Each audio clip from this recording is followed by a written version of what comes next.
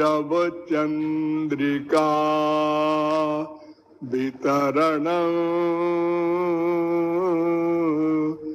विद्या बधू जीवनम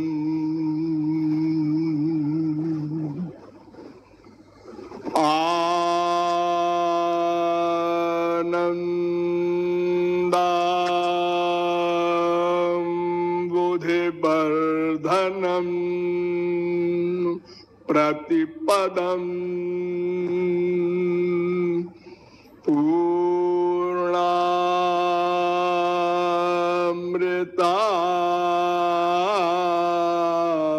स्वादनम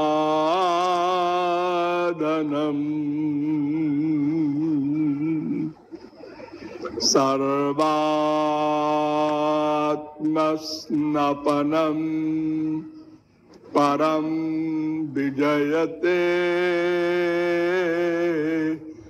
श्री कृष्ण संकीर्तनम।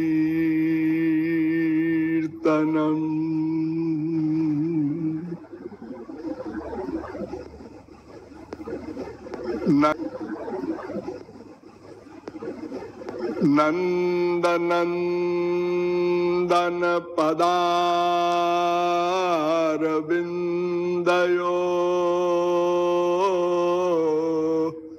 स्यन्दमान मकरंद बिंदवा सिंधवा परम सौख्य संपदा नंदयन्तु हृदयं ममानिशम्।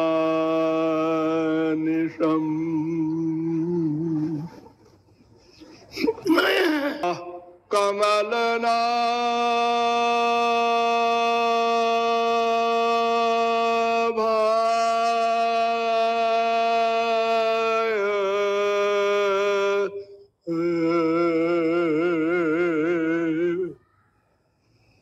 नमः कमलमालिने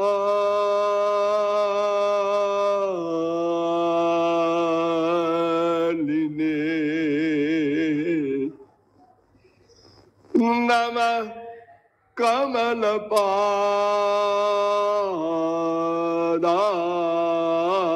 कमलपादाय नमस्ते कमले क्षण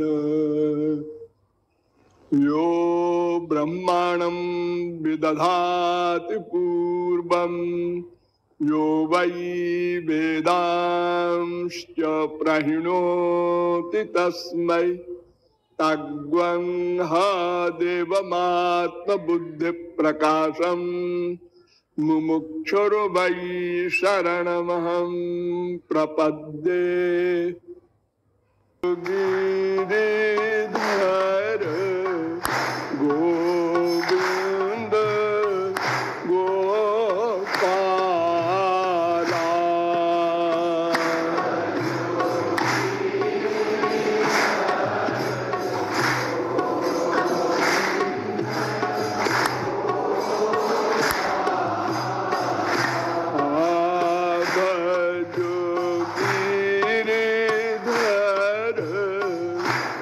गोविंद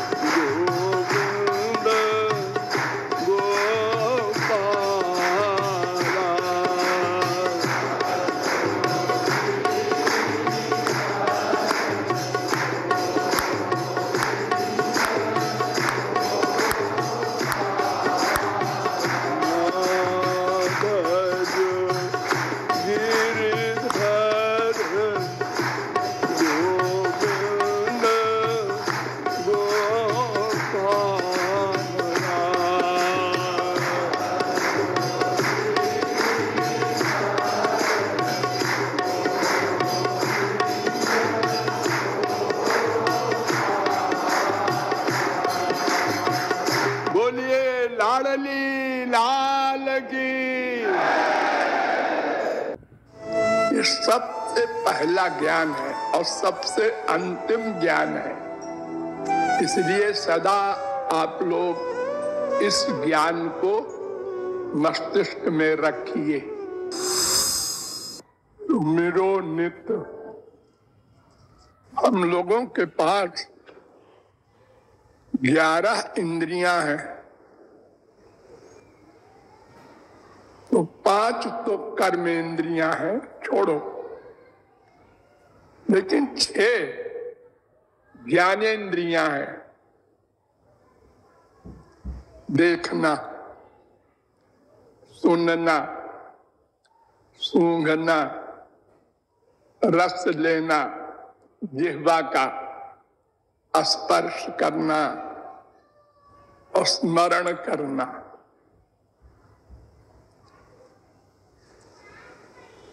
तो खाली सुमिरो क्यों कहता है?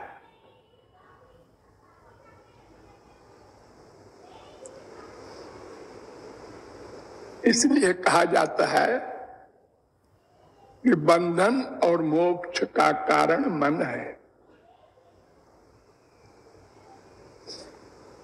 ये सबसे पहला ज्ञान है और सबसे अंतिम ज्ञान है।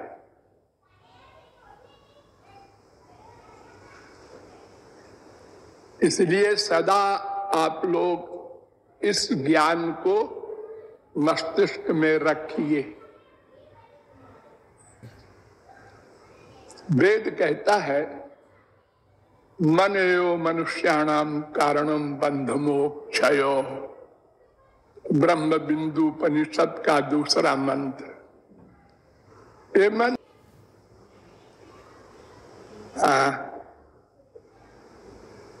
स्वप्न में देखते हैं, सुनते हैं, सूंघते हैं, रसगुल्ला खाते हैं, सब करते हैं। अरे जो जागृत में नहीं कर सकते वो भी करते हैं। ऐसा जंप करते हैं, आकाश पाताल पहुंच जाते हैं। तो मन के पास ही कर्म करने का अधिकार दिया है भगवान ने, और प्रैक्टिकल हमारा अनुभव भी कहता है।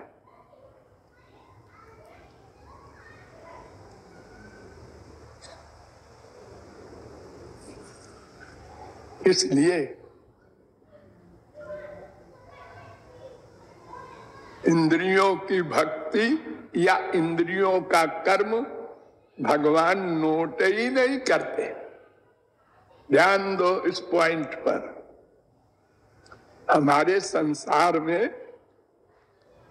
तो इंद्रियों के कर्म को नोट किया जाता है,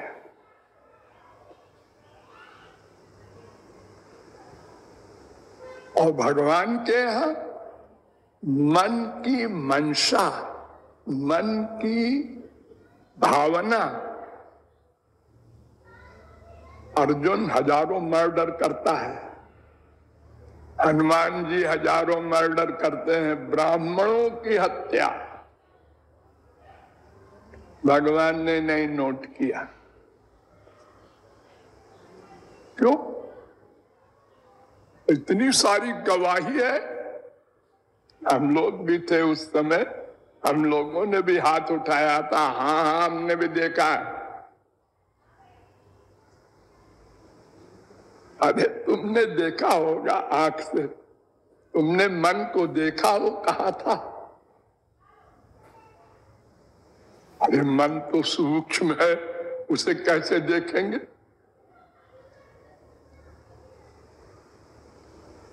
उसका मन मेरे पास था। तो कर्म करने वाला मन होता है, वो तो मेरे पास था।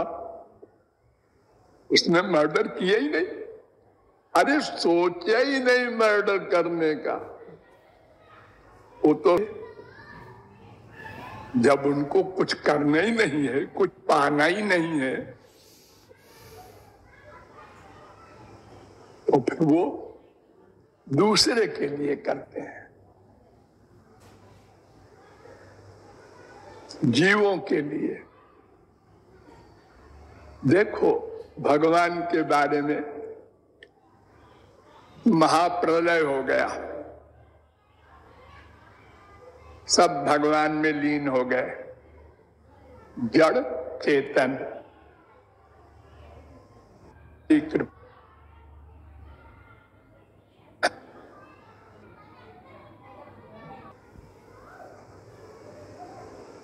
और बैठ के उसके अनंत जन्मों की फाइल भी लिए थी, किसने क्या कर्म किया था, उसके अनुसार उसके चित्त की वृत्ति करते गए और वर्तमान काल के कर्म को भी नोट करते गए।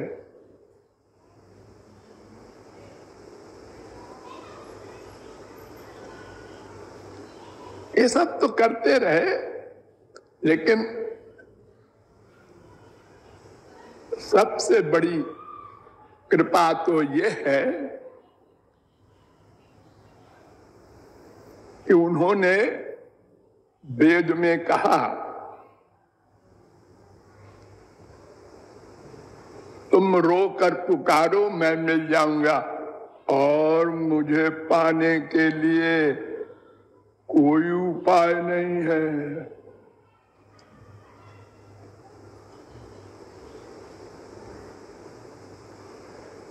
तो तमाम तो लिखा है वेद में आप ही ने, जप तप व्रत कितने साधन लिखे हैं।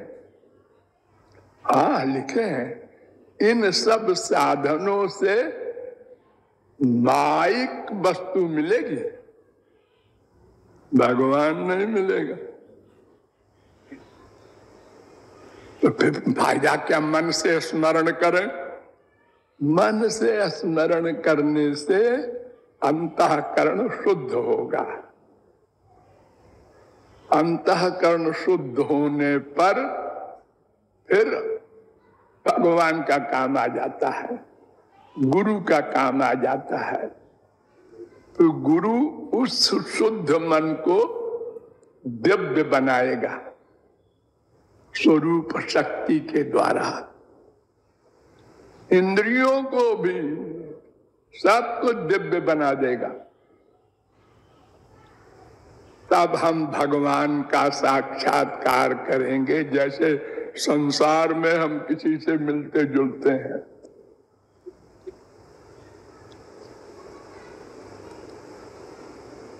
तो हमारी इंद्रियां, मन, बुद्धि सब माइक, भगवान दिव्य है, उसका सवाल ही नहीं है। माइक मैटर से दिव्य वस्तु मिल जाए।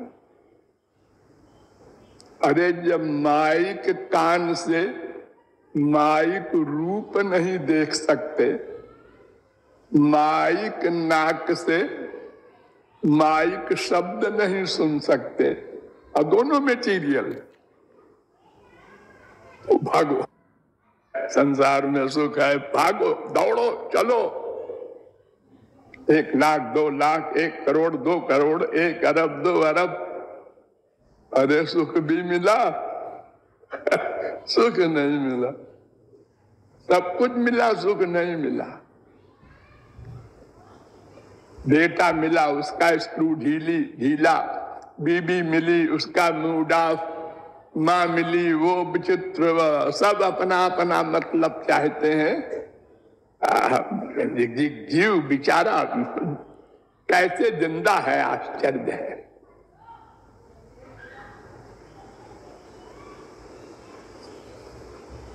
किस किस की खुशामद करे एक आदमी,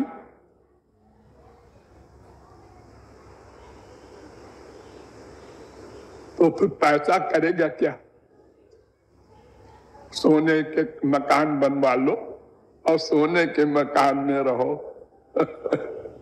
उससे क्या हो जाएगा?